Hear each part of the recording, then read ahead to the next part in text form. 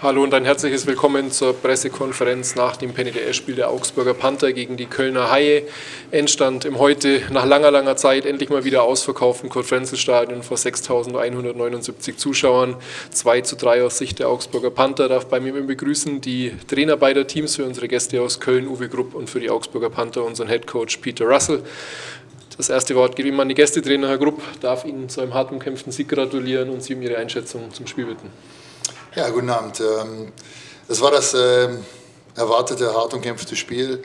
Ich glaube, wir haben heute im Vergleich zu der ersten Begegnung hier, wo wir das Spiel verloren haben beim Home-Opener von Augsburg, haben wir deutlich besser mit der Spielweise von Augsburg umgegangen. Wir haben in dem Spiel viele Breakaways abgegeben und waren immer wieder in einer Position, wo die Stretch Plays von Augsburg erfolgreich waren. Ich glaube, wir haben es heute sehr gut gemacht, wir waren gut vorbereitet, waren vorgewarnt aus dem ersten Spiel und haben keinen Breakaway abgegeben, außer dem, der zum 3:2 geführt hat. Das war ein bisschen unglücklicher, ist die Scheibe unglücklich gesprungen gegen unseren Verteidiger, aber insgesamt, glaube ich, haben wir sehr solide gespielt heute, waren zweikampfstark. Pankowski war gut, ich glaube rundherum eine super Mannschaftsleistung und natürlich ganz wichtige Punkte für uns in der Tabelle. Also wie gesagt, bin zufrieden mit der Art und Weise, wie wir heute uns hier präsentiert haben. Gutes Spiel gespielt und viele Sachen gut gemacht heute. Dankeschön. Vielen Dank, Uwe Grupp. Pete, your team invested a lot, but in the end it's another close defeat. Please tell us about your thoughts. Yeah, it's like you ever seen the movie Groundhog Day? That's what it's like right now. It's in repeat. We've had 8 or 9 one-goal games. You know, you're close, but it's the first period. I thought we were okay in the first period, and then we get a short-handed goal against off a bounce, and in the second period, Cologne were really physical today. That was a hard game. Like on the data, it's hard as well. Really physical. Second period was Cologne's period by far. We took too many penalties, and our PK was fantastic though. Our PK was really good. Keller was solid as well again. And you know the funny thing is with this team, they never quit. Sometimes I've never really experienced like 6 or 7 games in a row losing, and I'd always imagine after a few it would start becoming dysfunctional and people would start giving up.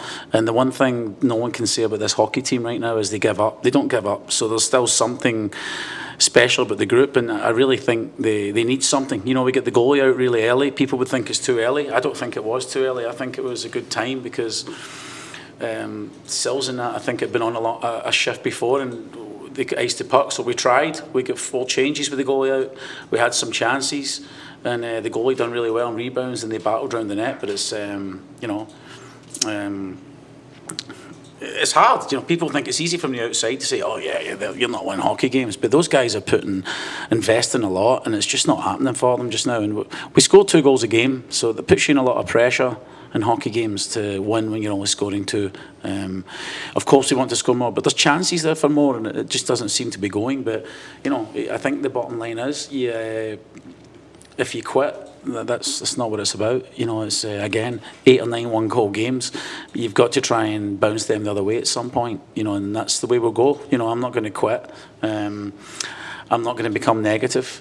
And again, I'll repeat, they never give up. They're always pushing right to the end, you know. And for fans, it's a great game to watch, but the result is what matters in the end, and we're not getting them just now, and we know that. I guess it's tough on the mind. It's tough for my mind. It's tough for the players' minds, and it's tough for everybody at the club. Do you know what I mean?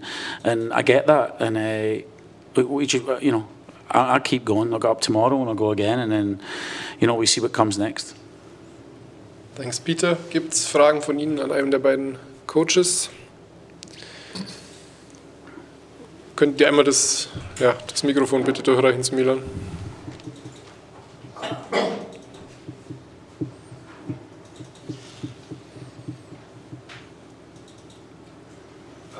Peter, what chances do you have? How can you make the turnaround after 6 losses? How can you make the turnaround? I think in life, small thing, it could be the smallest part. You know, like we go to the second period or the third period, we get a good bounce off the boards. Drew scores a nice goal in the breakaway. Maybe if one of the bounces in the last, you know, 2 minutes we have in the goalie out. They've done a fantastic job with the goalie out. They retained pucks, they got back in, they created 4 or 5 chances. Maybe one of them has to go the other way. When you do anything in life and it's not going good, it's sometimes the smallest thing that helps the players go over the edge. Makes them become. We talked about self-confidence the other day when I sat in my office and I invited you in for a chat. I think that's the bottom line of it. We've tried different things. We still managed to transition really well as a hockey club. We're pretty responsible defensively, in my opinion. Our goalies are solid, and we just have to find ways to score goals. We're PK. I think the PK is really good. And it's not that we're missing structure. It's not that we're missing energy. It's just down to sometimes you get a little bit of luck. Sometimes. I mean, that's not a cop-out. That's not an excuse. That's the truth. But if you think that I don't feel inside disappointed, you ask me the question, people keep asking me, do you feel under pressure?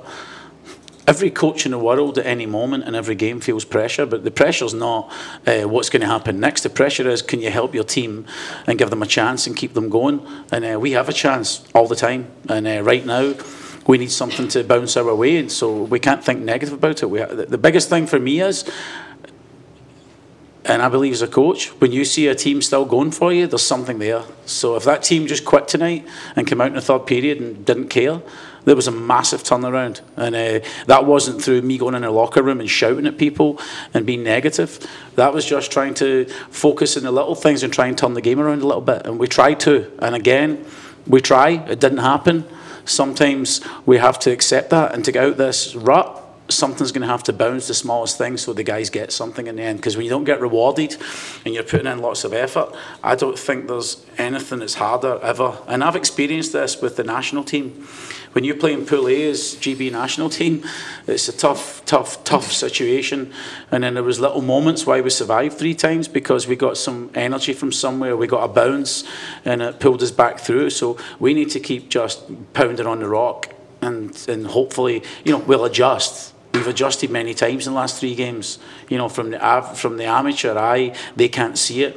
We've changed a lot of things lately to try and help the team and make us become more dangerous in some areas. And we have to just keep going with it, and that's the truth. And I think you could just get negative and start just shouting at people and calling people out. But why would you call them out? I don't see the point, because I see a team that's still trying to play. Any team that takes 3-4 minor penalties in the second period is going to lose momentum for 10-15 minutes. Especially with the short change, there's nothing you can do. And that's what happens sometimes in hockey. But I felt we rode the storm there, to be honest with you. I felt we were in a good position at 2-1 after that, and we just have to keep going. And what will be, will be. That's the truth. Weitere Fragen? Keine weiteren Fragen. Dann darf ich unseren Gästen aus Köln einen guten Hauseweg wünschen. Für die Augsburger Panther steht zunächst ein Auswärtsspiel auf dem Programm. Das nächste Heimspiel dann kommenden Freitag 19:30 Uhr im Curt-Frenzel-Stadion. Zu Gast sind dann die Schwenninger Wild Wings. Bis dahin eine gute Zeit. Danke. Tschüss.